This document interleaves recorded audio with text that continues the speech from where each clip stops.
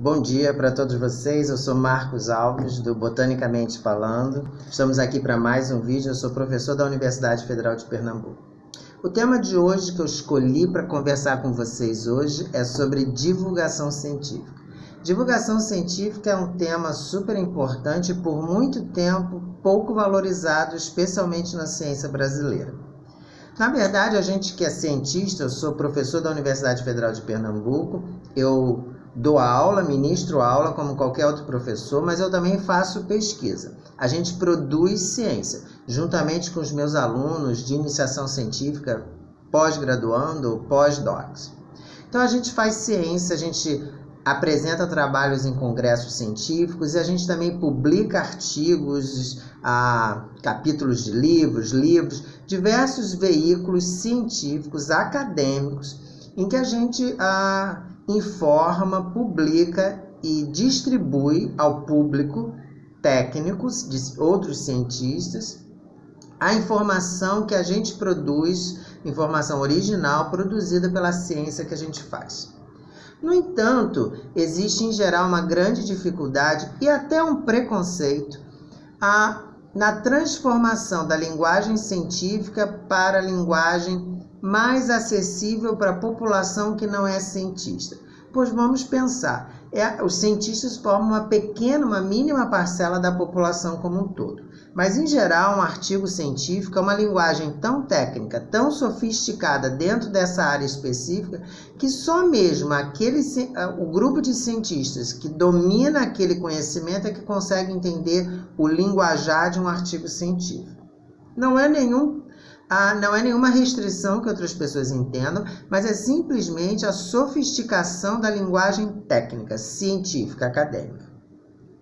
E a divulgação científica, ela é exatamente o processo de transformar essa linguagem técnica numa linguagem acessível em que as pessoas não cientistas consigam entender a mensagem daquela informação científica, mas numa linguagem em que seja acessível a qualquer pessoa. Eu costumo dizer aos meus orientandos no laboratório de pesquisa na UFPE que se você, aluno de pós-graduação, consegue explicar na sua casa, na sua família, para a sua família, o que você faz do ponto de vista científico, se você consegue explicar e as pessoas conseguem entender, então significa que você tem as habilidades, construiu as habilidades de transformar a tua linguagem científica, que a gente usa no laboratório e nos artigos publicados, numa linguagem de divulgação científica em que atinge o maior número de pessoas. Isso é muito importante.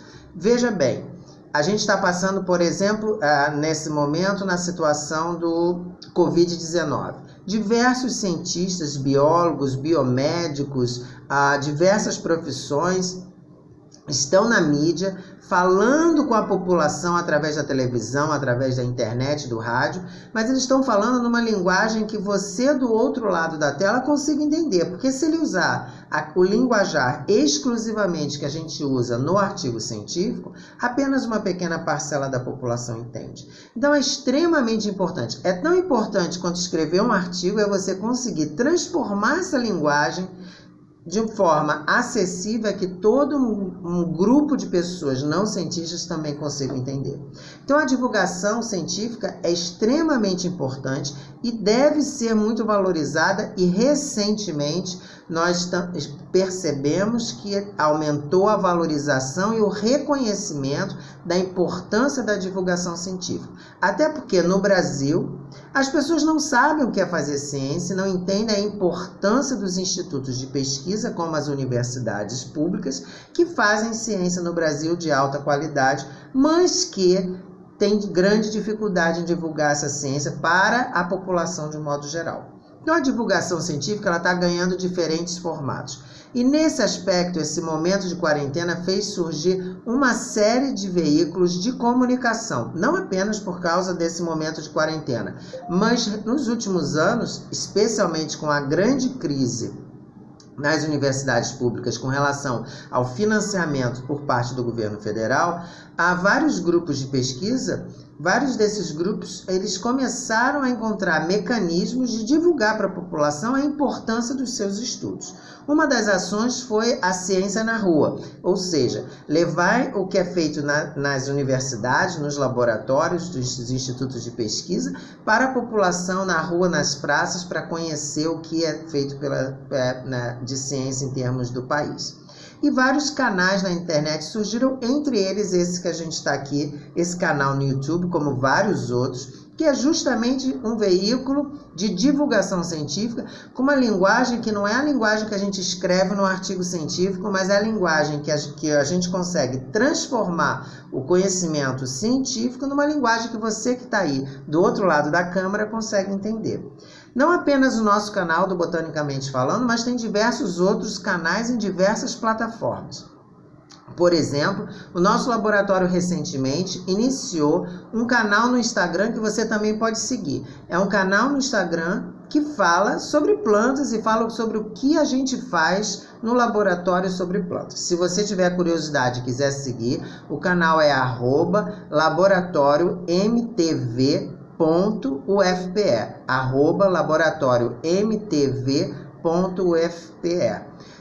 Laboratório MTV porque o nome do laboratório é Morfotaxonomia Vegetal, MTIV. Então é um veículo de divulgação científica voltado para transformar, ressignificar essa linguagem do que a gente faz no laboratório para você que está do outro lado, para que as pessoas possam entender, usufruir e principalmente perceber a importância da geração do conhecimento científico para os diversos aspectos da sociedade. Tem diversos canais. Recentemente eu fui convidado para participar de uma das edições de um canal, que é um podcast da Universidade de Pernambuco, que é a Universidade Estadual de Pernambuco, que é um podcast chamado de Prosa com Ciência.